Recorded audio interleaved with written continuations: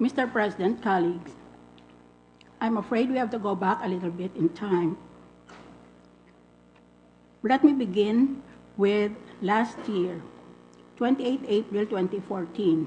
This was the date when the Enhanced Defense Cooperation Agreement, or EDCA, was signed by Defense Secretary Voltaire Gasmin and U.S. Ambassador to the Philippines, Philip Goldberg. The agreement was signed before U.S. President Barack Obama arrived in Manila for a 2-day state visit.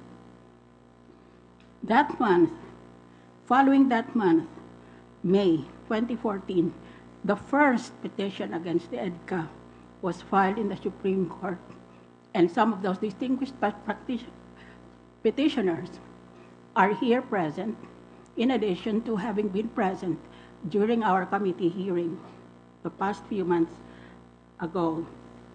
That was the first petition. The second petition was filed virtually on the same date against EDCA in the Supreme Court. I have a summary of the EDCA petitions filed in the Supreme Court. In November 2014, oral arguments took place in the Supreme Court between the petitioners and the respondents. I have a summary of the Solicitor General's arguments. Last December 2014, as chair of the Committee on Foreign Relations, I chaired an inquiry in aid of legislation on the EDCA in response to news reports that certain Supreme Court justices wished to know the position of the Senate on EDCA. Some of our senators were there, Senators Angara, Marcos, and Cayetano. There were a number of distinguished research persons who were present. I believe some of them are with us. Unfortunately, I've not been able to identify them correctly.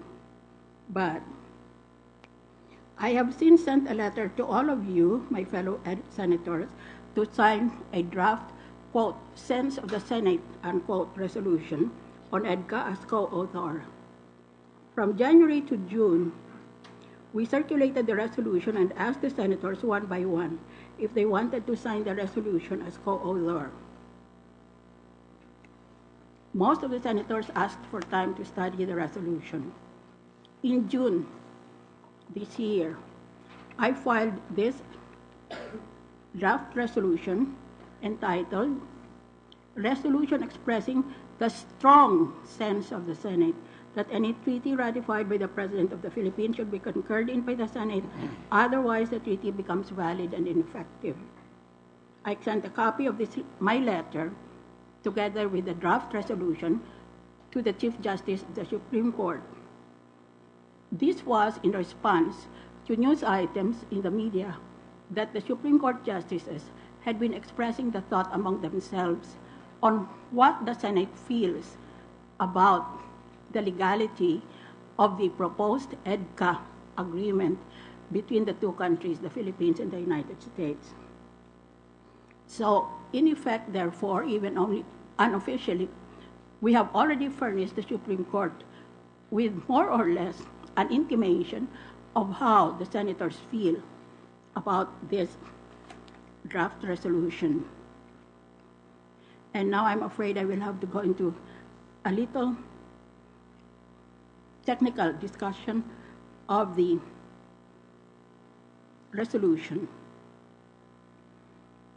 But if at the period of amendments or even the period of interpellation, if there is a necessity, I shall be happy to discuss the present two petitions pending in the Supreme Court against the EDCA, and in particular, the arguments of the Solicitor General in favor of this EDCA. I believe that I have 12 of my co-authors here, and if that is so, then we are all authors of the resolution. On behalf of my 12 other co-authors, I have the honor to sponsor Senate Resolution number 1414 entitled, quote, Resolution expressing the strong sense of the Senate that any treaty ratified by the President of the Philippines should be concurred in by the Senate, Otherwise, the treaty becomes valid and ineffective.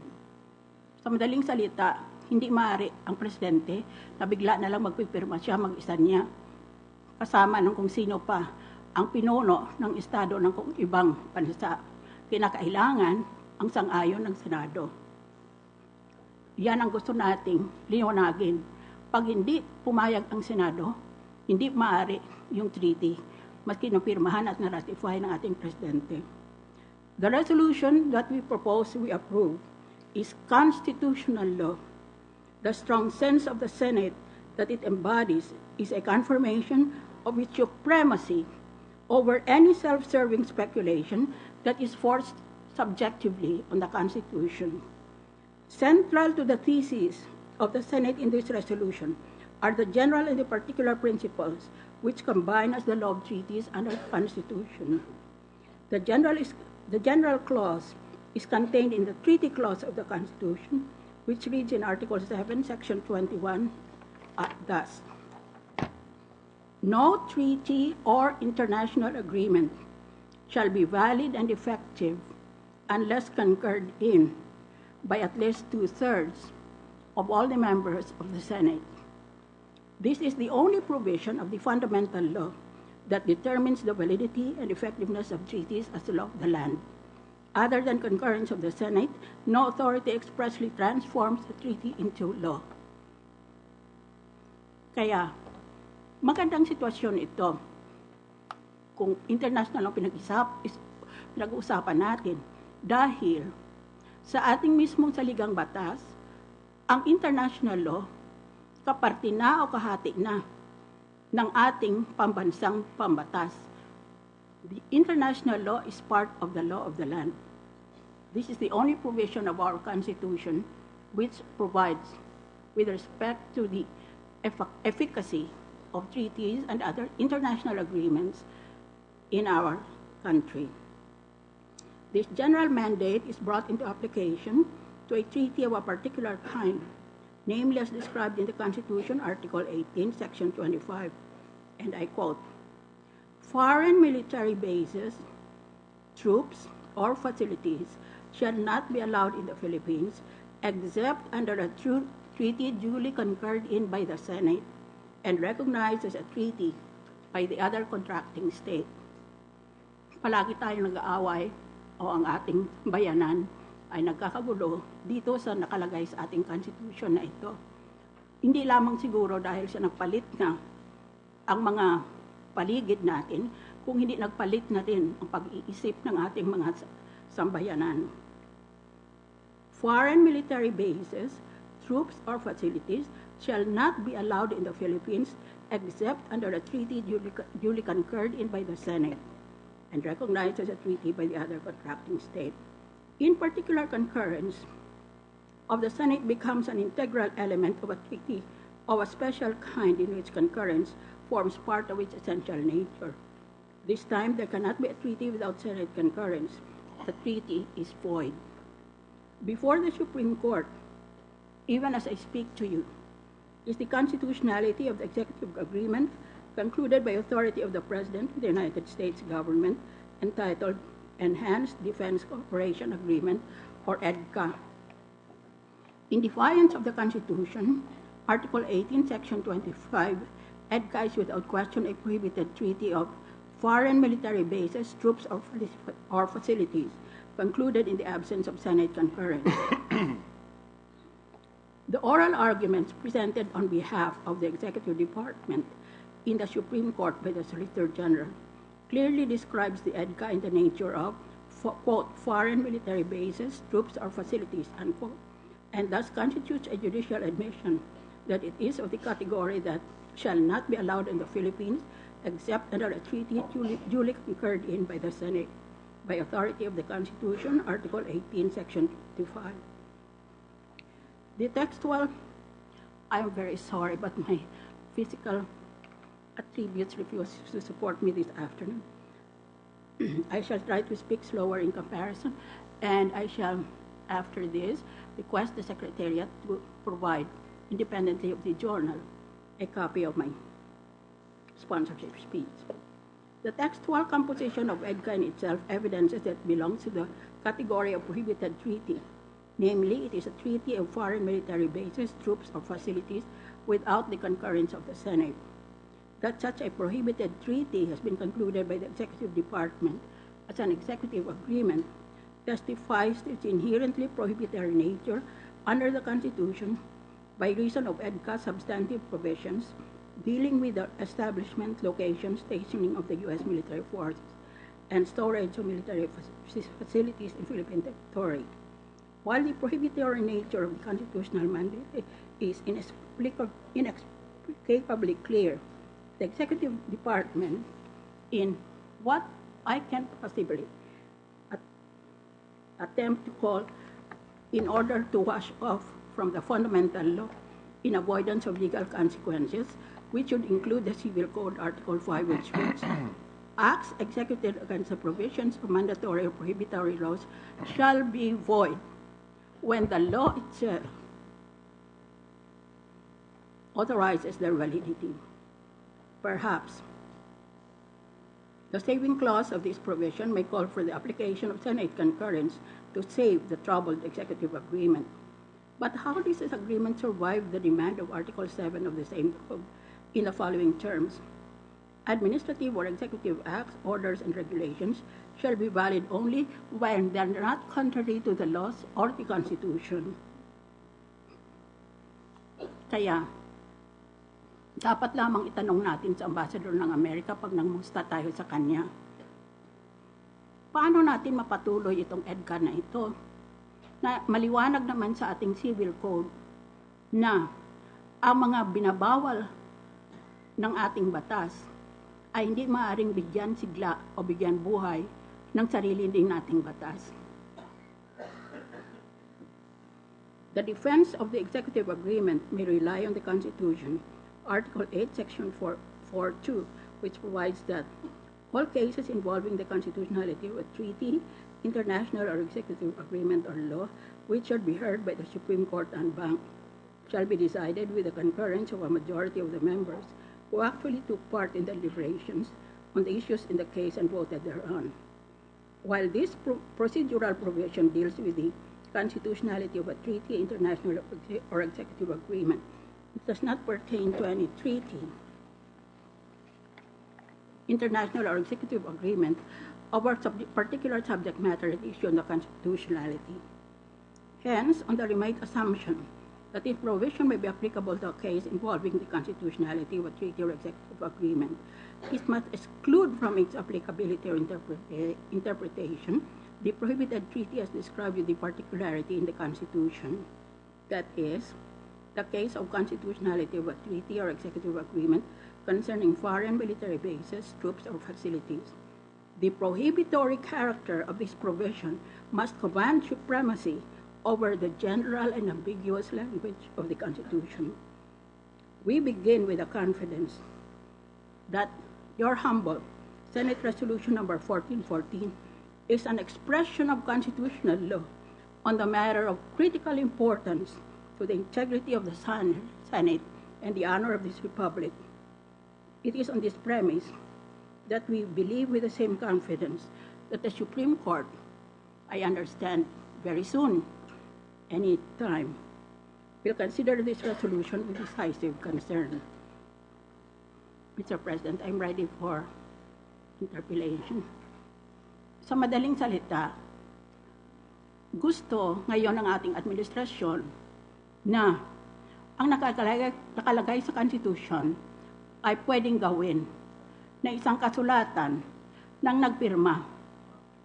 Hindi ang presidente natin at hindi ang presidente ng Amerika, kung hindi ang nagpirma ay ang ating cabinet member lang, na Secretary of Defense, at ang kabila naman ay ang ambassador lang of the United States to the Philippines. Kaya, ang pagtatanong lang ngayon ay ganito. Ito bang ginagawa ng administrasyon at nasa ngayon ay nakabinbin doon sa harap ng ating Supreme Court? Kaya, more or less, we are coming to a decision. It will either be like or against the decision of the Supreme Court. But in any event, we are prompted this afternoon by the report and inquiry that the Supreme Court wishes to know what are the sentiments of the Senate on this matter. I've already said that the language is very clear. There is no doubt. You cannot fudge this. Ibig mo sabihin, nakalagay sa ating Constitution, walang magagawa sa pamamagitan ng isang kasunduan ang sino mang opisyal sa Pilipinas na hindi muna pumayag ang Senado. Pagkatapos ngayon ay dire-diretso na lang silang pipirma nitong tinatawag nilang executive agreement na wala man lang partisipasyon ang ating Senado. Kapangyarihan ito na binigay sa atin ng ating saligang batas. Marunong ang mga gumawa ng saligang batas. Yung mga hindi pa natin naintindihan o naalaala na mga rason, ay nagawa nila o naintindihan. Kaya gumawa sila nitong ating Constitution na saligang batas. Kaya kung ano yung nakikita natin sa Constitution, di yun ang sundin natin. Maliban lang kung gusto natin palitan ng Constitution, which is another thing. Mr. President, I'm ready for interpellation. Thank you very much, Senator Santiago.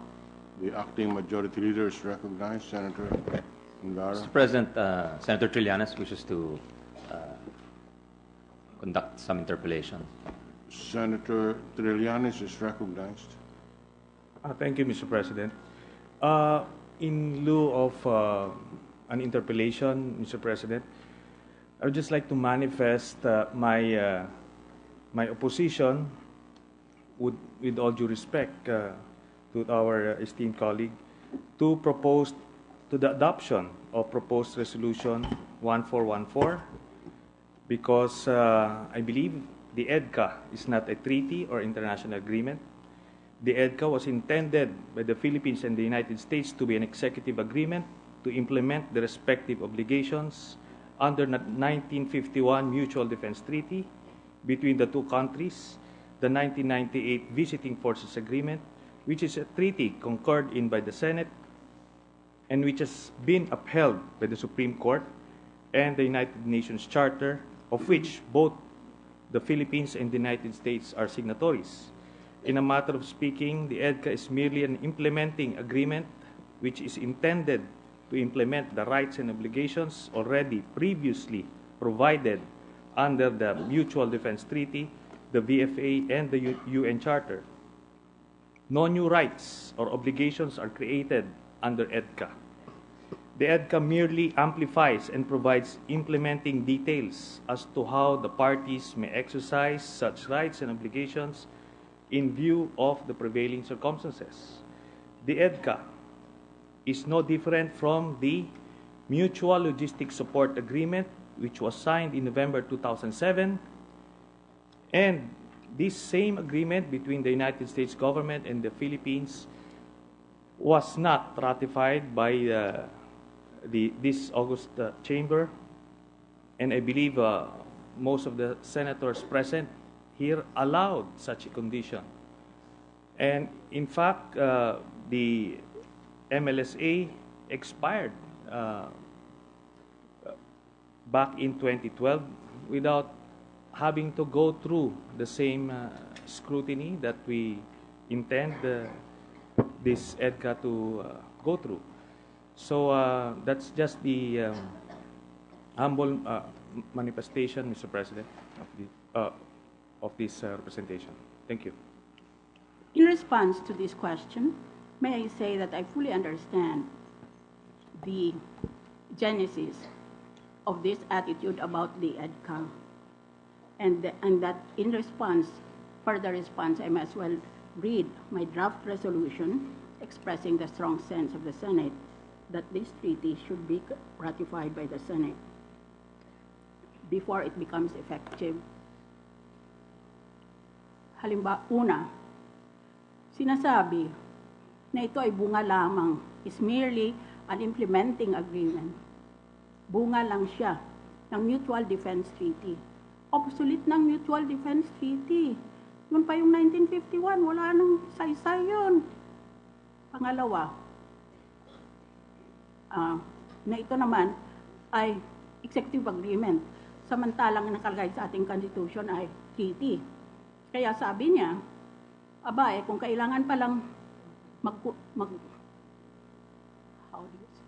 kung kailangan pala ang consent ng Senado sa treaty, pag tinawag mo na executive agreement, hindi kailangan ng consent ng Senado. Bakit nila ginamitan ng ibang salita? Ang sagot dyan ay ganito. The executive agreement is a lonely infant, wandering, unclaimed, and unloved in our Constitution. Hanapin mo sa umpisa hanggang sa dulo, walang executive agreement except lang yung provision na yon na binasa ko kanina. There is no other provision in our Constitution about executive agreement. It does not tell us what is it, what are its provenance, who are its parents, who proposed it, for what good purpose. Yan lang ang isa lang na provision sa Constitution ang nakalagay. Kaya hindi natin maintindihan kung anong ibig sabihin. Una, kaiba ba ang executive agreement sa treaty? Binasa ba natin ang Vienna Convention and the Law of Treaties? Dahil wala rin yan doon. Kaya sa paningin ng international law, wala itong executive agreement na ito. Meron ng presidente nag-issue ng executive order. Sabi niya, kaiba ang executive agreement sa treaty. Ang treaty ay hindi executive order at ang executive order ay hindi treaty. Yun ang sinulat ng presidente na yon. Ngayon, sa akin lang, very humble opinion, ibig lang sabihin ito na walang saysay ang tinatawag na executive agreement sa international law because it is not part of international law in the sense of being part of the law of the land such as the Philippines. Ngayon, tingnan lang natin sa Vienna Convention and the Law of Treaties, matitingnan natin kaagad-agad yon.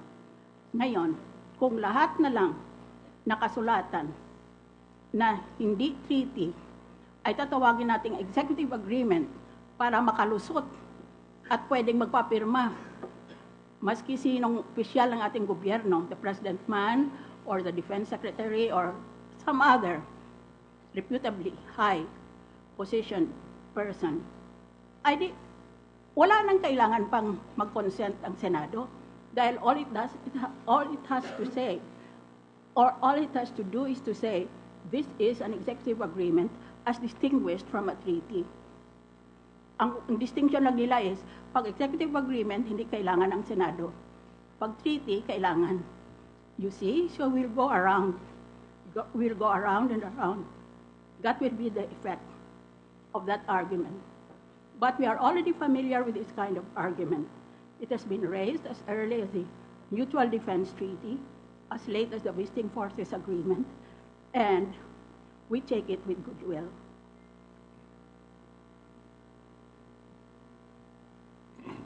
Thank you. Mr. President, Yes.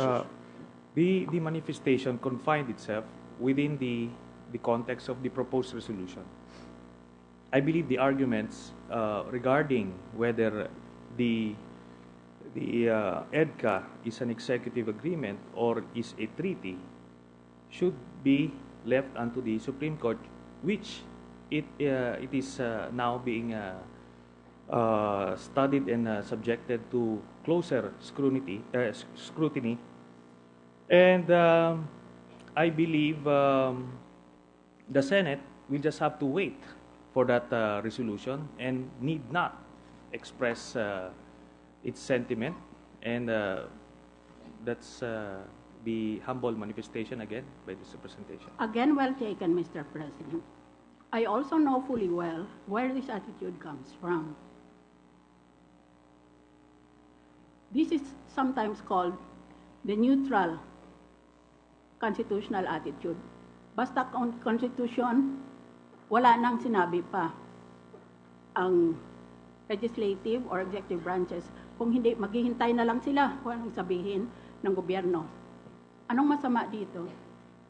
Kung merong question legal tungkol sa batas, at parehong nakaharap sa the three branches of government, legislative, executive, and judicial, sino ngayon ang mauna sa kanila? Sino ang patihuli sa kanila? O tatlo sila magsasabing, unahan na lang tayo, kami ayaw namin eh. Kayo na lang kasi baka mali. That is the problem. So, we must remember the tripartite article of all constitutional law that government in a democracy must be divided into three, and they are co-equal with each other. Kaya, kung meron man binbin ngayon doon sa Korte Suprema, 2 petisyon yun. Nandun na yung argument ng Solicitor General. Hindi maganda na attitude na yun na, aba, nandun na pala sa Supreme Court. Huwag na tayo kumibo pa. Dahil, ang mangyayari, ang Korte Suprema na lang ang makakaroon ng kapangyarihan na mag-resolbar o magsagot ng question na yon. That is the problem of the neutral observer of constitutional issues. Well, I submit, Mr. President, to the wisdom of the body. Thank you. Thank you.